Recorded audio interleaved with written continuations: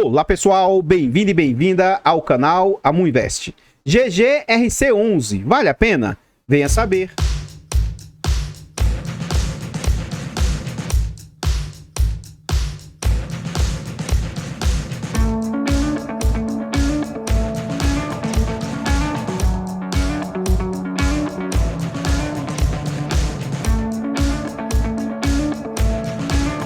Então, pessoal, este é um fundo imobiliário do setor de tijolos, esse é um fundo imobiliário do setor logístico.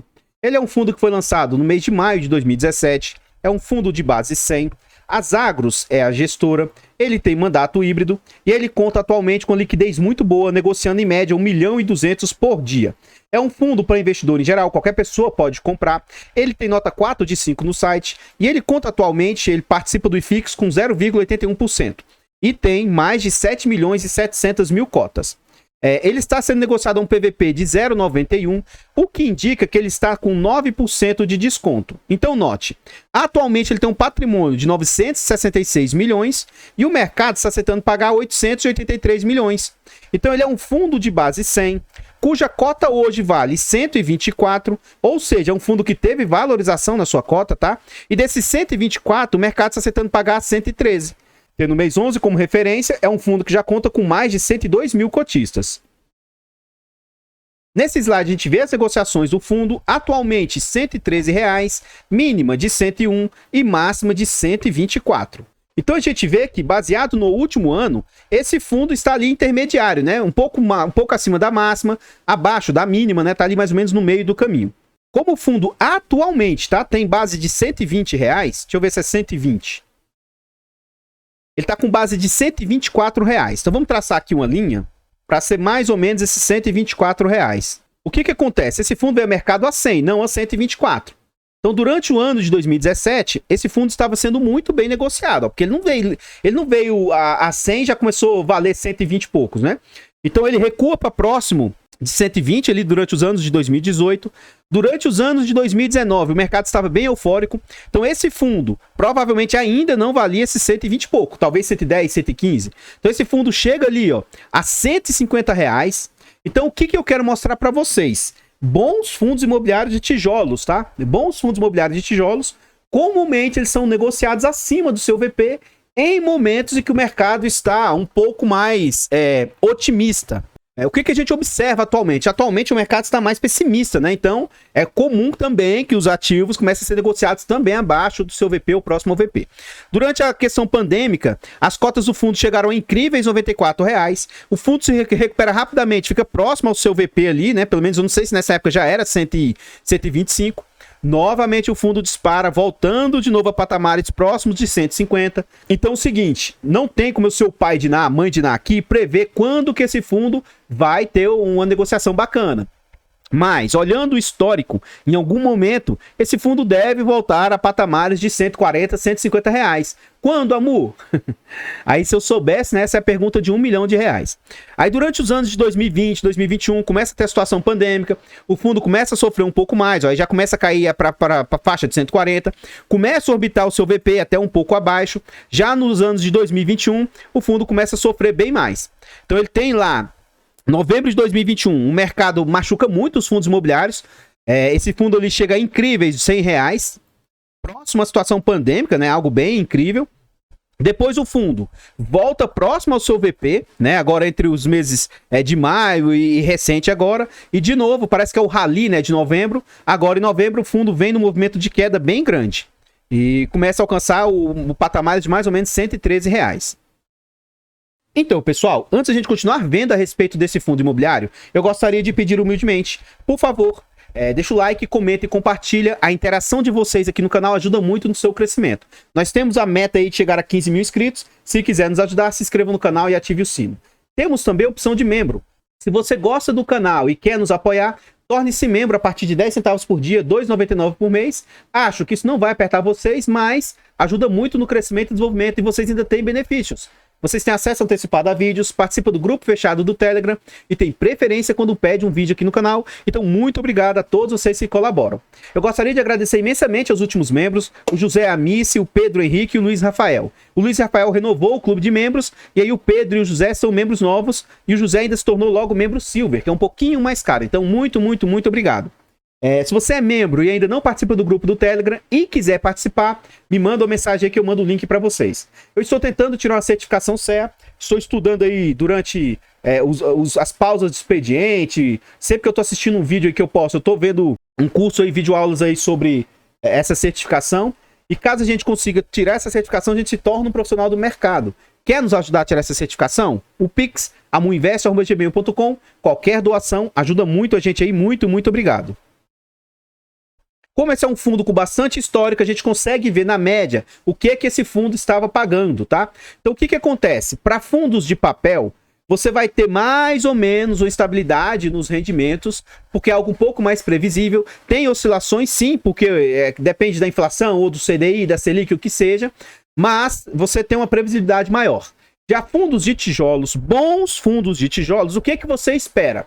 Você espera que a cotação, que o patrimônio do fundo cresça, é uma das expectativas, e nesse critério, esse fundo aqui atende isso, tá? E qual o outro ponto que se espera?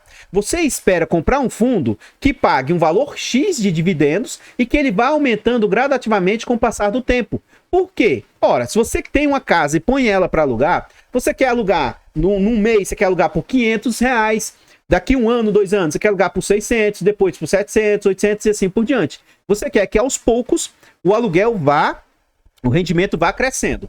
Que é outro ponto que a gente observa que esse fundo vem conseguindo. Então, quando ele foi lançado no mercado, ele teve patamares de 80 centavos mais ou menos de entrega. No ano 2018, a gente já vê uma melhora no patamar de entrega aí. Durante o ano 2019, aí a gente tem que lembrar que teve a situação pandêmica. Então o patamar de entrega cai, na média fica mais ou menos aqui 70 e poucos centavos, mas, na minha opinião, né, por se tratar de um bom fundo, já volta a patamares de 80, e agora durante o ano 2022, ele já atinge patamares aí próximos de R$1. E a gente vê uma crescente, né, no pagamento dos dividendos. Então, para mim, isso é um ponto muito positivo, sinal que o fundo vem fazendo um bom trabalho, né? Esse fundo já passou por 5 subscrições, e a última agora está recente, né? Ele está passando por esse momento de subscrição entre o mês 11 e 12 do presente ano aí. Nesse slide a gente vê as últimas entregas com exatidão, ó. Então acima dos 80, 87, 85, 90, 93, 9 tal, 1 e 2, 1 e 8, 1 e 2. Então dia 1º de dezembro, ele pagou no dia 8 de dezembro R$1,02. Na época de fechamento lá, dia 1º de dezembro, a cotação estava em 117, o que dava um yield de 0,87. Como a cotação caiu, hoje o yield está em 0,90 e nos últimos 12 meses esse fundo vem com 9,72%, o que para mim, para um fundo de tijolo, é um ótimo yield aí. Vamos à frente. Nesse slide, a gente vê que apenas 4 institucionais montaram posição no fundo, sendo que o BBFO tem ali 1,27%, o ITIT com um percentual bem pequeno, de 0,18%, o KIRI com 100 cotas, não representa quase nada para o fundo, e o VIF com 27 cotas representa menos ainda. Então, pessoal, antes da gente continuar vendo mais a respeito desse fundo imobiliário, nós temos um canal secundário, o canal Amudicas, e o nosso objetivo é chegar a 1000 inscritos e monetizar o canal. Vai lá e se inscreva, é de graça, não custa nada, você ajuda o amiguinho. O link do canal vai estar no comentário fixado. Mesmo que não seja o canal do seu interesse, vai lá, dá essa moral pra gente. Além disso, os nossos canais, Amudicas, Amuinvest, Amufiagro, eles estão em outras plataformas. Facebook, Kawaii, TikTok, Instagram. Então vai lá nessas plataformas e se inscreva, ajude-nos a chegar a mais inscritos aí, levar mais conhecimento, né? E tá tendo bastante perguntas nessas plataformas e eu consigo responder de forma bem rápida aí, tá bom? Aqui a gente já está dentro do relatório gerencial e vê o fundo trazendo alguns destaques. Ele foi lançado lá em abril. Hoje o valor de mercado dele é de 117, sendo que por cota, né? Sendo que ele vale 124, então ele está bem abaixo do que ele vale. O número de cotistas vem aumentando bastante. É um fundo que já passou por 4 emissões e está na sua 5ª. A taxa dele, a gente vai ver depois essa taxa lá, 1,10%, não é uma taxa das mais caras. O último dividendo anunciado, ó, de 1,02. O ALT, ou VALT, que é o prazo médio dos contratos, ele tem um prazo médio de 6,38 anos, os seus contratos. Então, assim, a duração, né, desses contratos. Então, é algo bem interessante. eu sugiro sempre o seguinte, o vídeo é um resumo, é algo rápido. Se você se interessar por esse ativo, vá lá e abra o relatório. Tem muito mais informações do que as que eu trago. Então eu sugiro que você vá lá, dê uma olhada, veja com calma e observe se esse fundo é um ativo que serve para os seus critérios, para o seu portfólio. Então ele fala que em novembro foi marcado por turbulências no mercado financeiro. Fala sobre o IFIX aí, ó, que teve queda lá em novembro. Ele fala que o GGRC, por sua vez, teve uma desvalorização mensal de 2,62. Eles estão tentando mostrar que o fundo sofreu menos do que o próprio IFIX aí. Aí ele continua que a última distribuição foi de 1,2, né, essa já recente. Que em novembro foram negociadas 247 mil cotas do fundo, que foi recepcionada pela gestora o interesse de um locatário em exercer a opção de recompra de um ativo da carteira. Esse ativo foi adquirido na modalidade sale and leaseback, que o fundo vende e aí a empresa aluga de volta, né? Ele vai alugar, ele compra para fazer caixa, né? A empresa. Ela vende o imóvel, aí ela aluga do próprio para quem ela vendeu, no caso o fundo imobiliário aqui. Sendo que, como parte de negociação à época, os vendedores poderiam efetuar a recompra após um período mínimo de contrato. A equipe de gestão está analisando os termos e condições e quaisquer desdobramentos serão prontamente comunicados, né? Sobre a quinta emissão que o fundo está passando, eles falam o seguinte, que foram subscritas 136 mil cotas aí, ó, fazendo um montante de 15 milhões. Então tá bem aquém do que eles queriam captar, né? Mas é um bom valor por se tratar de uma oferta de tijolo, né? Ela tá com mais dificuldade. Aí ele fala que no dia 6 de dezembro deu-se início ao período de subscrição de montante sobra, montante adicional de mais 870 mil cotas. Então faltam muitas cotas, ó. Eles conseguiram 136 mil e faltam 870 mil, né? Então muita coisa aí, né? Então, eu decidi trazer aqui as perguntas e respostas aí, ó. Então vamos lá, ó. O que eles estão falando? Caso a oferta seja cancelada, a quarta tranche do imóvel das lojas americanas será paga via alavancagem? A oferta não deve ser cancelada, pois no período de direito de preferência já atingimos o mínimo previsto, que era 15 milhões e já conseguiram chegar em 15 milhões. Entretanto, caso o valor não seja suficiente para honrar o valor integral da quarta tranche lá das lojas americanas, a gestora está analisando todas as possibilidades para complementar o valor. Dentre elas, reserva de caixa, negociação de ativos e até mesmo a alavancagem de um CRI. Eles continuam. Com a quitação da quarta tranche, como ficarão os rendimentos considerando as novas cotas? Isso depende do valor total que será captado com o encerramento da quinta oferta, sendo que esse cálculo será divulgado no momento mais oportuno. Mais perguntas. Data de integralização das cotas. Cada evento específico terá uma data de liquidação e integralização. Eles falam que até dia 2 de dezembro... as cotas já foram liquidadas e integralizadas, já as cotas a serem adquiridas durante o período de direitos sobras e montante adicional serão liquidadas e integralizadas até o dia 6 de janeiro, conforme cronograma lá da quinta oferta. Por fim, eles continuam aí, né? Qual a renda recorrente do fundo, não considerando ganhos de capital e multas? O fundo hoje possui uma renda recorrente de 7 milhões, já levando em conta os últimos desinvestimentos e o valor mínimo da Covolan, mas sem levar em conta os reajustes e inflação aí, ó. Isso representa um dividendo médio por cota de mais ou menos 90 centavos. Então a gente viu que o fundo está entregando R$1, mas que ele consegue entregar de forma recorrente aí 90 centavos, sem considerar os reajustes. Ou seja, por mais que ele não volte a esse patamar de R$1, aqueles 80 que eu falei lá atrás, ele já está acima. Ele já está conseguindo entregar recorrentemente 90. Pode ser que isso vá para 92, 94, 95, né, com os reajustes. Então, na minha opinião, né, um ponto bem positivo aí para gestão, né? Nesse slide aqui a gente vê a DRE do fundo, demonstrativo de resultado do fundo. O fundo cobra de taxas 1,10, como a gente já viu lá atrás. Vamos calcular na prática o que as despesas representam frente às receitas. Então, lá em outubro desse ano aqui, o fundo teve como receita total 7 milhões e 700, veio de locação 7 milhões e 500 e de dinheiro parado em caixa 150 mil. E ele teve como despesas totais 1 milhão e 200. Só que, ó, despesas com alavancagem aí, despesa financeira, 368 mil, não vai para a gestão. Despesas com a gestão aí, ó, 878 mil. Então, a gente vai ver o que esses 878 mil representa frente ao total que o fundo receitou. Lembrando que, para mim, o máximo que eu me sinto confortável, acho aceitável aí, é 15% de taxa. Então, vamos ver na prática o que isso está representando. Ó, vamos lá. 878 vezes 100, dividido por 7734. E aí a gente observa que em outubro, as despesas representaram 11,35. É uma despesa cara, na minha opinião, mas dentro dos 15, que é o meu limite. Então, no crivo de taxa, para mim, esse fundo passa aí no crivo de taxa. Nesse slide aqui, a gente vê o seguinte, ó, como que compõe o patrimônio do fundo. O fundo hoje, em imóveis, ele tem 1 bilhão e 100 milhões de patrimônio. E ele tem disponibilidades, mais aluguéis a receber e tal, tem mais 32 milhões a receber, que é irrelevante para esses 1 bilhão e 100 milhões, né? E aí, o que o fundo tem de dívidas? Ele tem de dívidas 60 milhões aí de CRI, e ele tem obrigações de mais 100 milhões. E aí, o PL, depois que você pega isso aqui, diminui das dívidas, patrimônio líquido é de 966 milhões, quase chegando a 1 bilhão aí, né?